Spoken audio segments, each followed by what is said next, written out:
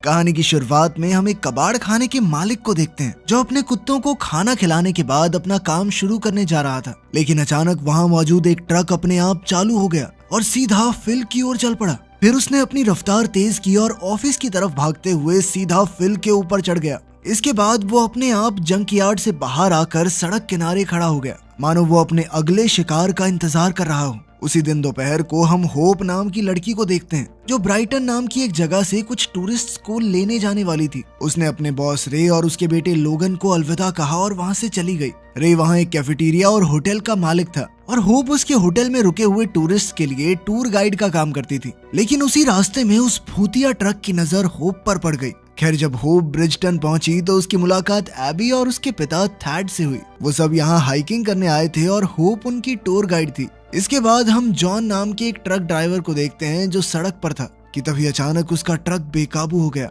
John ने breaks लगाने की कोशिश की लेकिन कोई फायदा नहीं हुआ और उसका ट्रक सड़क पर अंधाधुंध चले जा रहा था। कुछ मिनटों बाद जैसे तैसे वो ट्रक रोकने में कामयाब रहा तो उसने बाहर निकलकर देखा कि आखिर ये सब हुआ कैसे। तभी उसे ट्रंक में कुछ शोर सुनाई दिया तो उसने देखा कि कहीं कोई अंदर छुपा तो नहीं हुआ, मगर जैसे ही वो ट्रंक में घुसा तो अचानक दरवाजा अपने आप लॉक हो गया और वो अंदर ही बंद हो गया।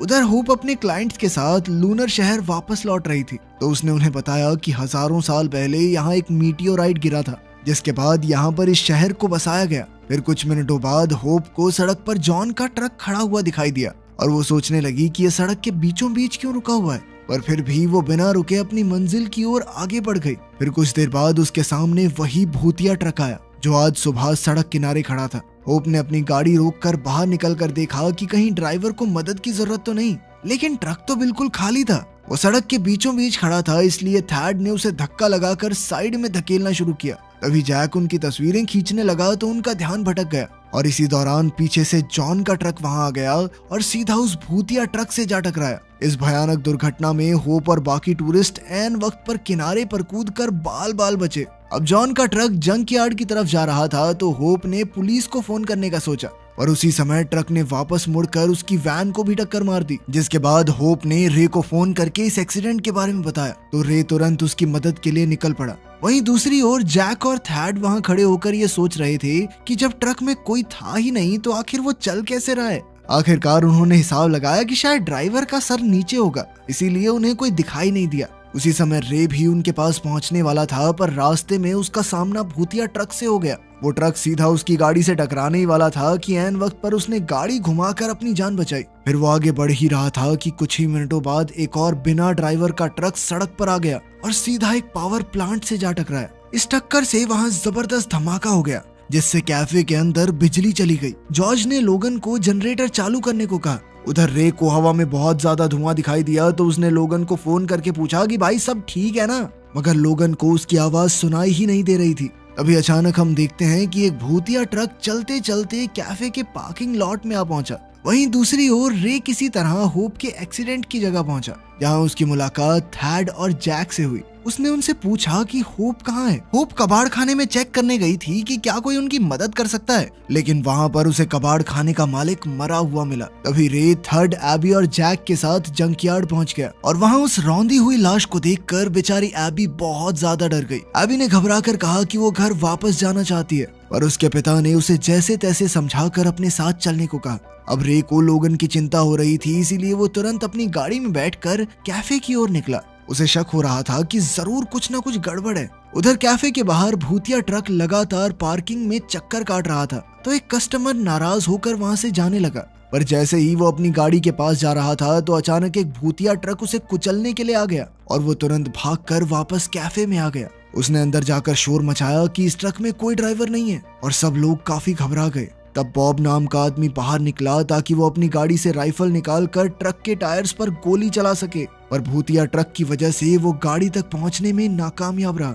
तब जॉर्ज ने जनरेटर की मदद से टीवी चालू किया तो सबको पता चला कि उस धमाके की वजह से आसपास के कई शहरों की बिजली चली गई है और पुलिस ऑफिसर ने बताया कि सब कुछ ठीक होने में लगभग 24 घंटे का समय लगेगा। इस दौरान लोगों को घरों के अंदर ही रहने की हिदायत दी गई ताकि वो जहरीले धुएं से बच सकें। असल में पावर प्लांट से टकराने वाले ट्रक में कैसे केमिकल्स थे इस बारे में कोई जानकारी नहीं मिल पाई थी।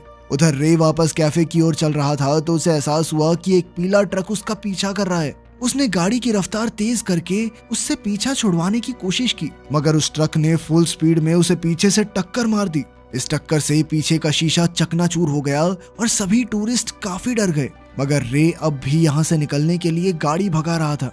उधर होटल में जून और ब्रैड नाम का एक नया जोड़ा भी आया हुआ था, और जैसे ही उन्हें भूतिया ट्रक के बारे में पता चला तो वो वहाँ से निकलने की सोचने लगे। इधर बॉब अपनी गाड़ी से राइफल नहीं ला पाया और वो वापस कैफे में आ गया। तब जॉर्ज ने पुलिस को फोन करने की कोशिश की, मगर फोन में सिग्नल ही नहीं था।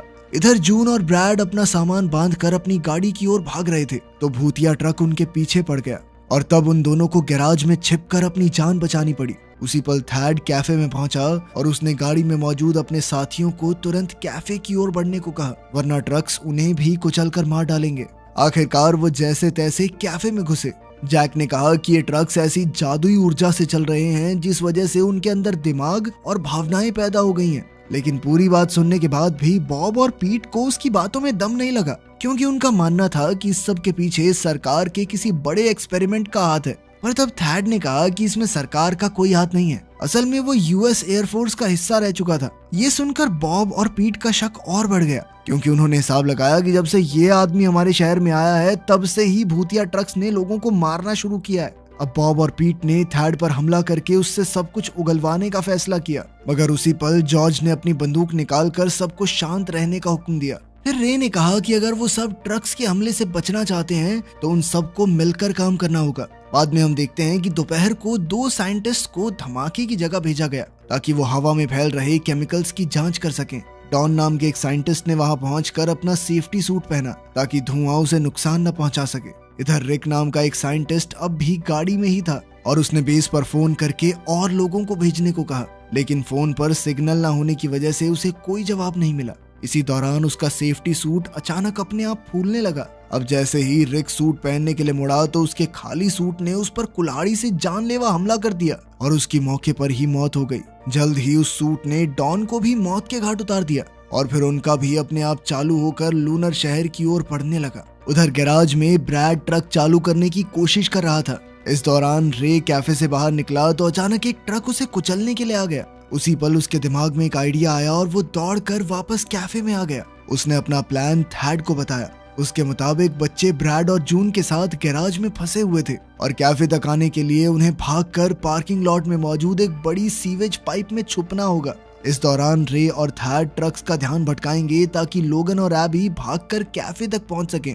उधर हम देखते हैं कि ब्रैड गैराज में जिस ट्रक को ठीक करने की कोशिश कर रहा था वो अचानक चालू हो गया और ब्रैड को कुचलने की कोशिश में लग गया। ब्रैड की दर्दनाक चीखें सुनकर जून उसकी मदद के लिए दौड़ी, मगर वो दरवाजा नहीं खोल पा रही थी। जैसे तैसे दरवाजा तोड़कर उन्होंने देखा कि ब्रैड की लाश की बुरी हालत हो चुकी थी। ये देखकर मानो जून पागल सी हो गई और गुस्से में ट्रक को कुल्हाड़ी से पीटने लगी। उसी पल रे भागकर वहां पहुंचा और इससे पहले कि ट्रक उससे टकराता वो जून को लेकर कैफे के अंदर आ गया। इसी दौरान लोगन ब्रैड की लाश को घसीटकर वापस गैराज में ले आया। उधर कैफे में जून को अपने पति की मौत का गहरा सदमा लगा था और वो फूट फूट कर रो रही थी, जिस पर होप ने उसे शांत करने की कोशिश की। उसी पल पार्किंग लॉट में सभी ट्रक्स आपस में बातचीत करके प्लान बना रहे थे कि आखिर उन्हें इंसानों का खात्मा कैसे करना है। इधर एबी को कैसे भी करके इस गैराज से निकलना था, इसीलिए वो प्लान के मुताबिक दौड़कर पार्किंग लॉट में मौजूद सीवेज पाइप में छुप गई। उसे देखकर लोगन भी उसके पीछे पाइप में आ गया, पर उसी पल एक ट्रक ने उन्हें जान से मारने के लिए ढेर सारा मलबा पाइप पर गिरा दिया। जब रे ने देखा तो वो अपने बेटे की हिफाजत के लिए काफी घबरा गया और उसने ट्रक्स का ध्यान भटकाने की कोशिश की। अब चारों ओर से भूतिया ट्रक्स उसकी ओर बढ़ रहे थे तो उसने अपनी बंदूक निकाली और धड़ाधड़ गोलियां चलाने लगा, मगर उसकी गोलियों से कोई भी असर नहीं हुआ। लेकिन उसके बिल्कुल करीब पहुंचकर ट्रक्स अचानक बंद पड़ गए।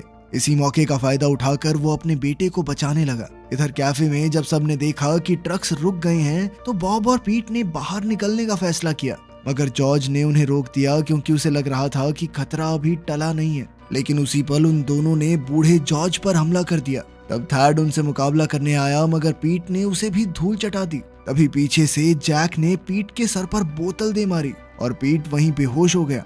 वहीं बाहर रे ने एबी और लोगन को सीवेज पाइप से बाहर निकाला और उन्हें सुरक्षित कैफे में ले आया। उसी पल बॉब कैफे से बाहर आ गया और तभी अचानक सभी ट्रक्स एक बार फिर से जिंदा होकर उसके खून के प्यासे हो गए। अब उसने जैसे तैसे एक कमरे में छुपकर अपनी जान बचाई। इधर अपने पति की मौत के गम में जून पिछले दरवाजे से बाहर निकल आई और तभी एक ट्रक ने उसे कुचलकर वहीं मार डाला। इस शिकार को निपटाने के बाद सभी ट्रक्स एक बार फिर से इकट्ठा होकर अगले प्लान के बारे में सोचने लगे। इधर रे को समझ नहीं आ रहा था कि ट्रक्स का अगला कदम क्या होगा, इसीलिए उसने जॉर्ज को नक्शा लाने को कहा ताकि वो यहाँ से बाहर निकलने का रास्ता ढूंढकर इस मुसीबत से बच सकें। इसके बाद उन्होंने नक्शे में देखकर हिसाब लगाया कि अगर वो उत्तर दिशा में 12 किलोमीटर आगे जाएंगे तो वो एक माइन से बाहर निकलेंगे जो एक मिलिट्री ट्रेनिंग बेस के साथ मौजूद है। अब उन्होंने प्लान बनाया कि थैड वहां जाकर एक हेलीकॉप्टर लाएगा ताकि यहाँ से सभी लोगों को बचाकर सुरक्षित जगह पर पहुंचाया जा सके। वहीं दूसरी ओर बॉब ने जुगाड़ से कुछ बॉम्ब्स बनाए ताकि वो ट्रक्स पर हमला कर सके। अब उसने बम धमाका करके एक ट्रक को आग लगा दी, मगर वो ये नहीं जानता था कि ये हमला उसी पर भारी पड़ेगा, क्योंकि वो चलता हुआ ट्रक चलकर उसी से जा टकराया और वहां जबरदस्त धमाका हुआ जिसमें बॉब और पीट की जान चली गई। इधर जब एबी ने अपनी आंखों के सामने ये सब देखा तो उसने यहाँ से जिंदा बचने की उम्मीद ही छोड़ दी। अब उसे अपने पिता के साथ इस ट्रिप पर आने का बहुत पछतावा हो रहा था। एबी को परेशान देखकर लोगन उसके पास जाकर बैठ गया और उससे वादा किया कि वो यहाँ से सुरक्षित बाहर जरूर निकलेंगे। उसने कहा कि जब थैड मिलिट्री बेस पर पहुंच जाएगा तो वो हेलीकॉप्टर लेकर उनकी मदद करने जरूर आएगा। कुछ देर बाद रात हो गई और ट्रक से एक बार फिर तोड़ फोड़ करने लगे। उन्होंने पहले कैफे में पानी पहुंचाने वाला पंप तोड़ दिया और फिर जनरेटर में टक्कर मारी। तब लोगन अचानक दौड़कर गैराज में पहुंचा और अपनी बाइक ले आया, इससे पहले कि ट्रक्स उसे भी तबाह कर देते। इधर जॉर्ज ने जब ट्रक्स को एक साथ सब कुछ तबाह करते देखा तो वो समझ गया कि अगली बारी उसके कैफे की है। तभी अचानक उन सबको बाहर से एक फोन बजने की आवाज सुनाई दी और उन्हें लगा कि शायद ये किसी रेस्क्यू टीम का फोन होगा। तब एबी अपनी जान जोखिम में डालकर फोन उठाने के लिए फोन बूथ की ओर भागी। जब जैक को इसका एहसास हुआ तो वो तुरंत एबी के पीछे दौड़ा जहां वो ट्रक के नीचे आने ही वाली थी कि ऐन वक्त पर जैक ने उसकी जान बचा ली, मगर इसी चक्कर में वो खुद ट्रक के नीचे दबकर मारा गया। जब एबी ने ये देखा तो वो पछतावे से भर गई, क्योंकि उसकी वजह से जैक अपनी जान से हाथ धो बैठा था। इसके बाद सभी ट्रक्स एक साथ कैफे पर हमला करने को तैयार हो गए तो रे ने सबको तुरंत जमीन पर लेट जाने को कहा, मगर कैफे तक पहुंचने से पहले ही सभी ट्रक्स फ्यूल पंप के सामने जाकर खड़े हो गए। ये देखकर रे को समझ आया कि जब वो एबी और लोगन को बचाने गया तो ट्रक्स ने उसे कुचला क्यों नहीं। असल में ट्रक्स ने रे को इसलिए जिंदा रखा था ताकि वो उनमें फ्यूल भर सके।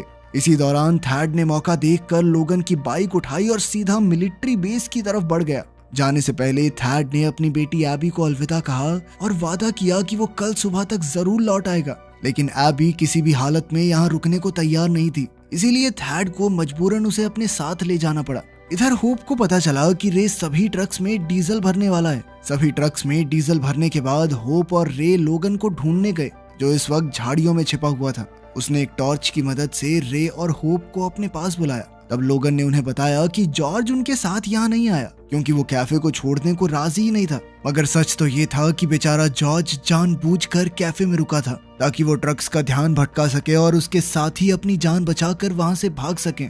अब उसने ट्रक्स पर गोलियां चलानी शुरू कर दी। जब ट्रक्स के लीडर ने ये देखा तो वो गुस्से से भर गया और अपना ट्रंक पीछे छोड़कर सिर्फ इंजन के साथ तेजी से जॉर्ज को कुचलने के लिए आया। उसी पल रे ने ये देखा तो वो जॉर्ज की जान बचाने के लिए दौड़ा, मगर वो समय पर नहीं पहुंच सका और जॉर्ज की मौके पर ही मौत हो गई। अपने सबसे खास दोस्त जॉर्ज की मौत देखकर मानो रे के सर पर खून सवार हो गया और उसने बदला लेने के लिए उस ट्रक पर गोली चला दी, जिससे वहां जबरदस्त धमाका हुआ और वो ट्रक भी वहीं खाक हो गया। जब बाकी ट्रक्स ने अपने सरदार का खात्मा देखा तो उनमें भी बदले की आग जल उठी और उन्होंने मिलकर सभी बचे हुए इंसानों को जान से मारने का फैसला किया। उधर रे लोगन और होप के साथ पहाड़ी के ऊपर चढ़ गया था और अब उन्होंने आज रात यहीं गुजारने का फैसला किया क्योंकि वो जानते थे कि ट्रक्स यहाँ तक नहीं पहुँच पाएंगे। वहीं दूसरी ओर हम देखते हैं कि एक इलेक्ट्रिशियन उस पावर स्टेशन की मरम्मत कर रहा था जिससे पूरे शहर की बिजली सप्लाई होती थी। अचानक उसे एहसास हुआ कि उसके ट्रक में कुछ गड़बड़ है।